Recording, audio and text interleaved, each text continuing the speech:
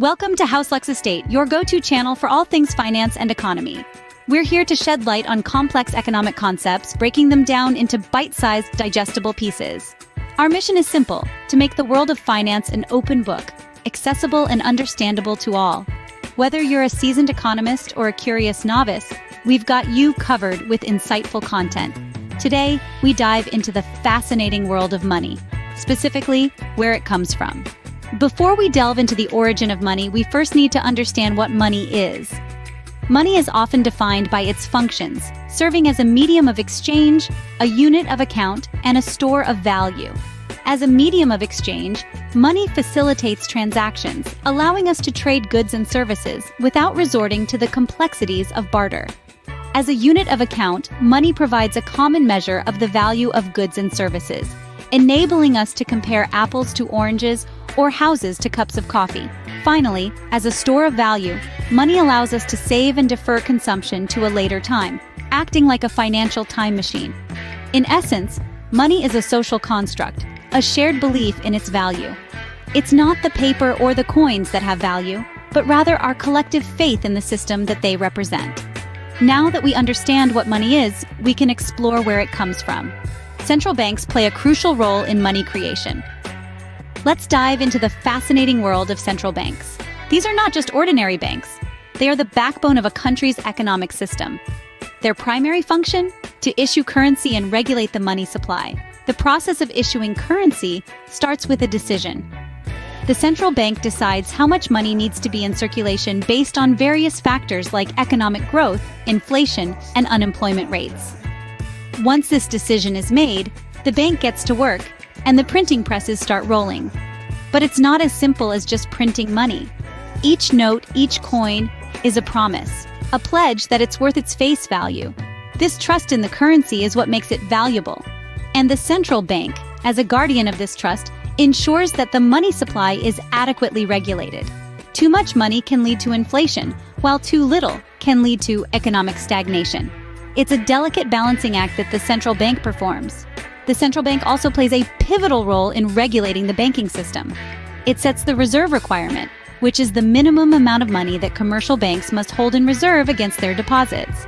This requirement acts as a safety net, ensuring that banks always have enough money to meet their obligations. While the central bank is responsible for issuing physical money, it's important to note that this only represents a small fraction of the total money supply. Most of the money in our economy today doesn't exist in physical form. It's digital, existing only as numbers in a computer system. This brings us to an intriguing question. But physical money is just a fraction of the total money supply. So where does the rest come from? Most of the money supply is actually created by commercial banks. Now, that might sound a bit surprising, but let's delve into the details to understand how this happens. Commercial banks have a significant role in money creation, and it all transpires through a system we call the lending process. Here's how it works. When you deposit money into a bank, let's say $100, the bank doesn't just keep all that money locked in a vault. Instead, it holds onto a fraction of your deposit, say $10, and lends out the rest, $90 in this case. This is what we call fractional reserve banking. Now let's picture this. You've just deposited $100, the bank keeps $10 and loans out $90. The person who received the loan of $90 might use it to, let's say, buy a piece of art. The artist, who now has the $90, deposits it back into the bank. The bank then keeps $9 as per the fractional reserve and lends out the remaining $81. This cycle can repeat over and over again. And with each cycle, more money enters the system. That's because when the bank loans out money, it's not handing out physical cash. It's crediting the borrower's account with a promise to pay. This promise to pay, or IOU, is considered as good as cash, and hence adds to the money supply. But here's the catch. The money in the borrower's account is created out of thin air. It didn't exist before the loan was issued. So, in essence, the bank is creating money. However, of course, there are regulations in place to prevent banks from going overboard with this process. Central banks establish reserve requirements that dictate how much money commercial banks must hold in reserve compared to their deposits. In conclusion, The role of commercial banks in money creation is quite substantial. They don't just store money, they multiply it through the process of lending.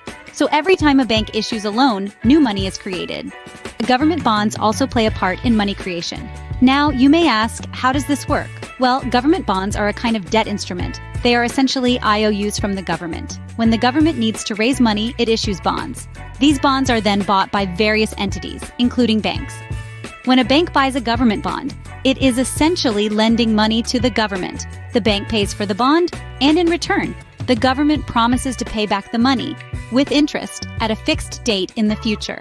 These bonds are considered a safe investment because they are backed by the full faith and credit of the government. Now, let's get back to the question at hand. How does this process increase the money supply? Well, when a bank buys a government bond, it is using its reserves to do so. These reserves are part of the bank's capital, and they are not counted as part of the money supply. However, once the bank buys the bond, the money it used to buy the bond is transferred to the government. The government then spends this money, injecting it back into the economy. This money then becomes part of the money supply. In other words, when a bank buys a government bond, it transfers money from its reserves, where it is not part of the money supply, to the government, which then spends it, making it part of the money supply. This process effectively increases the amount of money in the economy.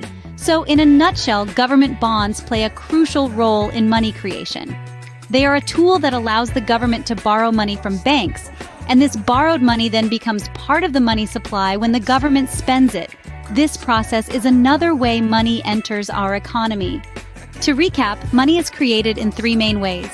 We've taken a deep dive into the complex world of money creation, unraveling the roles of central banks, commercial banks, and government bonds.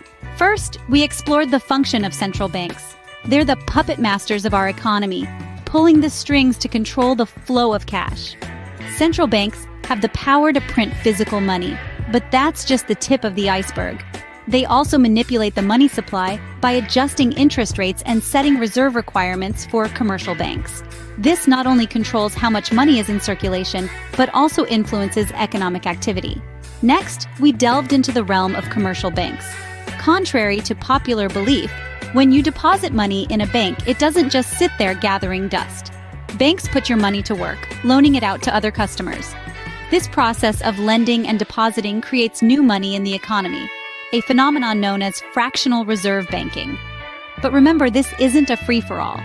Commercial banks must adhere to the reserve requirements set by the central bank. Finally, we discussed the role of government bonds in money creation. When a government issues bonds, it's essentially borrowing money from the public.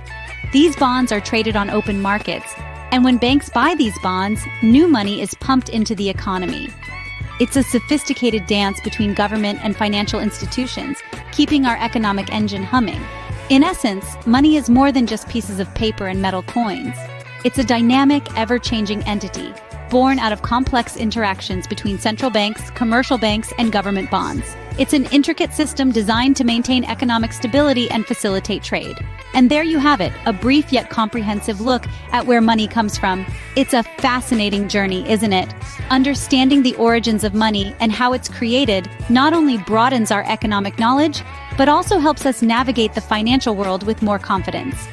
Thank you for joining us on this financial journey. If you enjoyed this video, don't forget to subscribe to House Lux Estate for more enlightening content.